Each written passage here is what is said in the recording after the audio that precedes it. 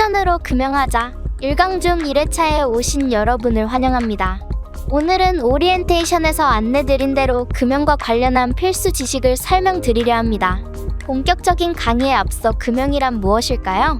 금형이란 같은 규격의 제품을 빠르고 편하게 대량 생산을 하기 위해 그 틀을 짜는 것입니다.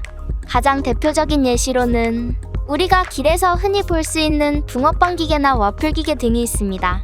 붕어빵이나 와플을 붕어빵 틀, 와플 틀 없이 매번 반죽을 주물러서 만든다고 생각하면 지금처럼 1,000원에 붕어빵 3개를 사 먹지 못할 거예요. 즉, 만드는 사람은 쉽고 빠르게 대량 생산을, 이용하는 사람은 저렴한 가격에 좋은 품질의 서비스를 제공받게 하는 것이 금형의 이유라고 볼 수 있습니다. 금형을 설계할 때는 대량 생산, 비용 절감, 이 두 가지의 키워드를 항상 생각하며 설계해야 합니다. 그렇다면 금형의 종류에는 어떤 것들이 있을까요? 생산 방식에 따라 프레스 금형과 사출 금형, 다이캐스팅 금형으로 나뉩니다. 물론 이 밖에도 많은 금형들이 있지만 대표적인 예시로 말씀드린 거예요. 그렇다면 해당 금형들은 각각 어떤 제품들을 만들까요? 사실 금형의 종류가 제약이 없고 엄청 많아서 다 이야기할 순 없지만 보통 프레스 금형은 밴딩이나 절단, 전단이 필요한 제품들, 예를 들면 동전 같은 것을 만들 때 많이 쓰이고, 사출 금형은 우리가 주변에서 흔히 볼 수 있는 플라스틱 제품 같은 것들을 주로 생산합니다. 다이캐스팅 금형은 사출 금형과 비슷하지만 재료가 금속이란 차이가 있습니다. 둘 다 액체 형태의 소재를 금형 안으로 넣고 굳히며 만들거든요. 그렇다면 이런 금형들을 설계하려면 어떤 지식들이 필요할까요? 금형을 만들기 위한 부품들의 종류와 재료, 가공 방법 등을 알고 있어야 금형을 설계할 수 있겠죠?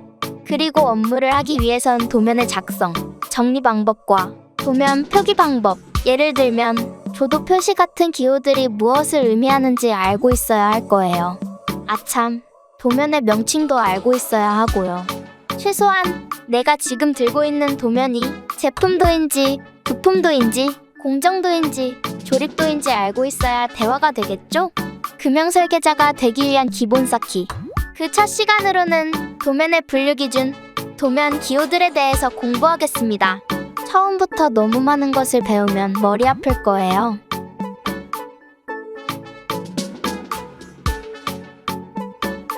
금형 설계자들은 현장에서 보통 어떤 이름으로 도면을 부를까요? 방금 살짝 힌트를 드리긴 했는데 강의에 집중했었다면 바로 알 거예요. 아까 살짝 언급한 제품도, 부품도, 공정도, 조립도입니다. 제품도는 말 그대로 우리가 금형으로 생산해야 할 제품의 도면을 뜻하고, 부품도는 금형에 들어가는 부품의 도면을 이야기합니다.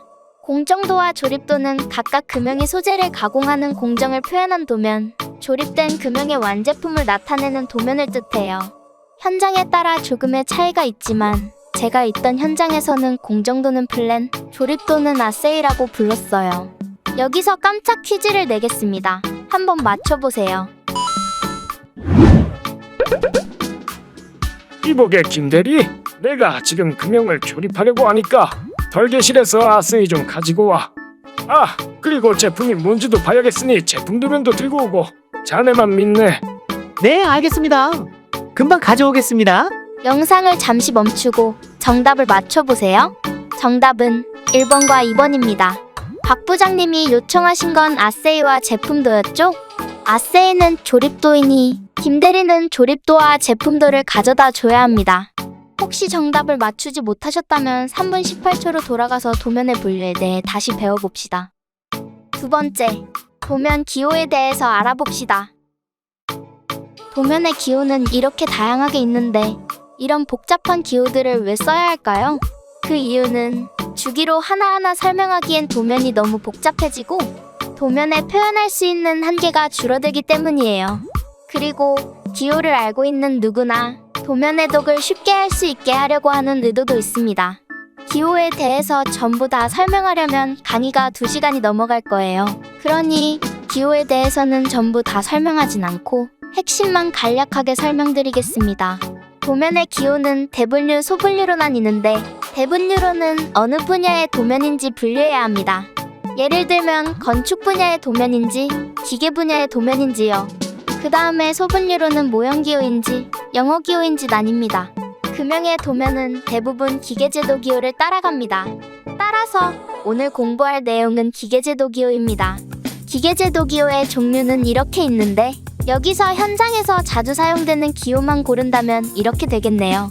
이 기호들은 각각 조도, 동심도, 직각도, 깊이, 못따기, 못깎기를 나타냅니다. 그 외에도 T는 두께, 이 모양은 원의 파이를 뜻합니다. 조도는 빛을 조자에 날 도자를 합친 말로 빛이 얼마나 나는지를 뜻합니다. 정확히는 표면이 얼마나 매끄러운가를 뜻하죠. 마치 거울에 빗대어 표현하면 이해하기 쉽습니다. 거울에 기스가 잔뜩 있으면 거울의 기능을 다하지 못하고 뿌옇게 보여집니다. 그렇다면 거울은 거울로서의 기능을 상실하게 되는 거겠죠? 이처럼 제품의 기능에 따라서 표면 조도값이 정해진 경우가 있는데 조도는 사람들이 헷갈려할 요소가 정말 많아요. 표기 기호도 다양하거든요. 지금 보이는 역삼각형, RA, RZ, RMAX 이게 다 조도 기호입니다. 심지어 조도가 높다고 얘기했을 때 사람에 따라서 표면이 거칠다고 하는 건지 매끄럽다고 하는 건지 알아듣기 어렵습니다. 조도는 치수가 낮을수록 면이 부드럽고 매끄럽기 때문이에요. 그래서 저는 조도에 대해서 이야기해야 할 때는 정확히 수치로 이야기하는 편입니다. 이 면은 연삭 가공이 들어가고 랩핑을 해야 하는 면이므로 조도가 RA 0.0의 안으로 들어와야 합니다. 라는 식으로요. 아니면 언어로 표현하기도 합니다. 조도가 거친 편이네요. 조도가 매끄러운 편이네요. 라는 식으로요. 제가 두 가지의 표면 예시를 보여드릴 테니 조도가 거친지 매끄러운지 말로 표현해보며 자기 나름대로 말하는 연습을 해보기로 합시다. 다음으로는 동심도에 대해서 이야기해보겠습니다. 동심도란 두 원이 같은 축을 기준으로 하고 있는지, 그것이 틀어진다면 어디까지 틀어져도 되는지 그 기준을 나타냅니다. 동심도는 동축도라 부르기도 하는데 깊게 파고들면 사실은 다른 뜻이긴 하지만 현장에서는 대부분 두 단어를 같은 뜻으로 이야기합니다. 그러니 현장에서 누군가 동축도라고 이야기하면 동심도라고 생각하면 돼요. 동심도는 보통 다음과 같이 표기를 하는데 이렇게 표기되어 있다면 이 제품의 두 원의 동심도는 오미크론 안에 들어와야 한다는 거예요. 만약에 동심도가 틀어지게 된다면 어떻게 되는지 원통을 예시로 보여드리겠습니다.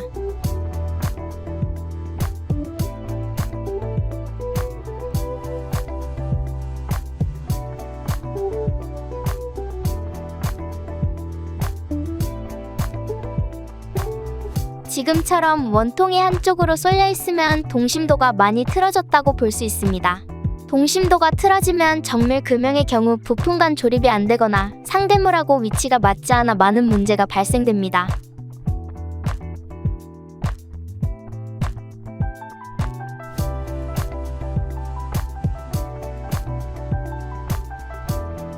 그렇다면 진원도는 무엇일까요? 진원도는 원이 얼마나 원에 가까운 형태인지를 측정하는 것입니다. 진원도도 동심도와 비슷하게 이렇게 표기를 하는데 이렇게 표기되어 있다면 이 원의 진원도가 오미크론 안에 들어와야 한다는 거예요. 진원도는 원의 포인트를 측정하여 가장 큰 값에서 가장 작은 값을 빼면 그 값이 진원도입니다.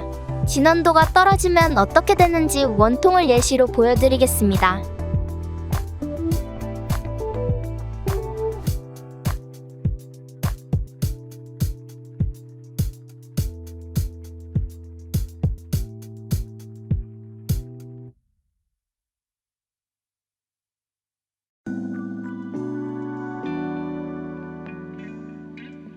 지금 보는 모델링처럼 원이 아닌 타원의 형상이 되는 것이에요. 물론 이것은 진원도가 나쁘다는 것을 극단적으로 표현한 예시지만요. 동심도와 마찬가지로 진원도가 떨어지면 제품 조립에 문제가 발생하게 됩니다. 직각도는 지정된 두 면의 직각이 얼마나 정밀하게 가공되는가에 대해 이야기합니다. 지정된 두 면 중 한 면을 수평으로 맞춘 후 수직이 되는 대상면을 측정합니다. 그리고 해당 면의 가장 높은 값과 낮은 값의 차이를 측정합니다. 방금 설명드린 동심도, 진원도, 직각도 등은 제품의 조립과 관련이 있으니 필수적으로 알고 계시는 게 좋습니다. 다음은 영어 기호에 대해 알아보겠습니다. 지금 보이는 영어 기호 중 DP는 뎁스의 약자로 깊이를 의미합니다. 보통 치수로 나타내기엔 도면에 치수가 너무 많이 들어가게 되는 경우, 예를 들면 탭이나 카운터보어 등의 깊이를 나타낼 때 씁니다. 도면에 표기하면 이런 식으로 표기하게 되는데, 이 뜻은 파이 11로 깊이 7.4만큼 들어간 후 M6 탭으로 관통하라는 의미입니다. 이렇게 도면에는 영어 및 약자로 표기되는 경우가 많은데, 여기 보이는 R은 라운드의 약자, C는 챔퍼의 약자입니다. T는 백드스의 약자로 제품의 두께를 뜻합니다. 이렇게 설계를 하려면 영어를 많이 알아야 하는 것 같아 한숨만 나오는데요. 크게 걱정하진 않으셔도 됩니다. 자주 사용되는 기호는 시간이 지남에 따라 자연스럽게 외워지는 것이 많고, 설계자들은 기본적으로 편람이나 규격집을 하나씩 가지고 다니니깐요. 마지막으로 이번 강의를 통해 배우신 내용에 대해 요약 정리를 한 후 마무리로 넘어가겠습니다.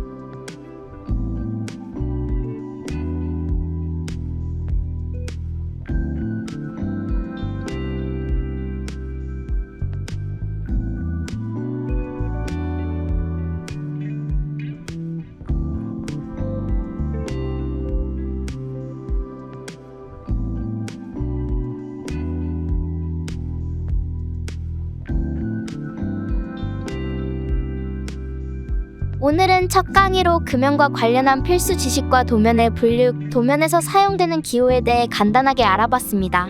다음 강의에서는 금연 부품을 만들기 위한 다양한 가공 종류에 대해 배우겠습니다. 해당 강의는 YC 코퍼레이션의 교육센터 YC 클래스에서는 영구적으로 들으실 수 있습니다. 감사합니다.